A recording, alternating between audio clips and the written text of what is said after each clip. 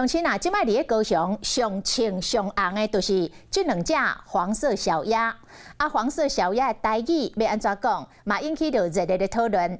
咱的记者特别到现场采访着游客，南部人拢讲鸭，或者是鸭囝。若为中部、北部来的游客，拢是讲鸭米仔。因讲自细汉就听长辈讲鸭米仔，讲念黄色鸭米仔，哪像更加会当感受到这鸭米仔可爱的魅力。黄色小鸭的台语怎么讲？知道吗？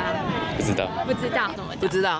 黄色小鸭台语讲吗？我刚才学到了。那黄色小鸭，就是不太会，就对了。那试试看。你刚才讲什么小鸭？小鸭、小鸭之类的吗？对。饲只久，唔是唔知影，就是直接念国语。这小鸭的台语怎么讲吗？黄色鸭，台语别人讲。耶，黄色鸭。黄色鸭米啊。我有拢讲鸭米啊，是鸭拢会使。姐姐你是哪里的人？桃园。对，人口有咧讲鸭米啊，我是北部人。人讲歌手在民间，也毋过遮尔济念法，到底倒一种才正确？其实一般来讲，拢会听到或者是鸭囝。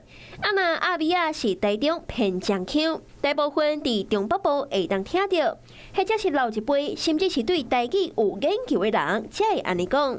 鸭米啊这个词公布了后，就随伫网络上引起着讨论。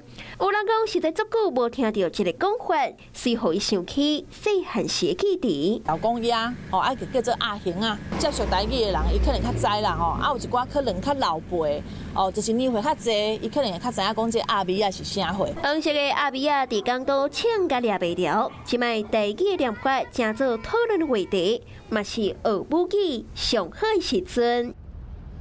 Hello， 我是林仙怡。想要抢先掌握最及时的新闻资讯吗？赶快订阅、按赞、开启小铃铛，锁定华视新闻 YouTube 频道。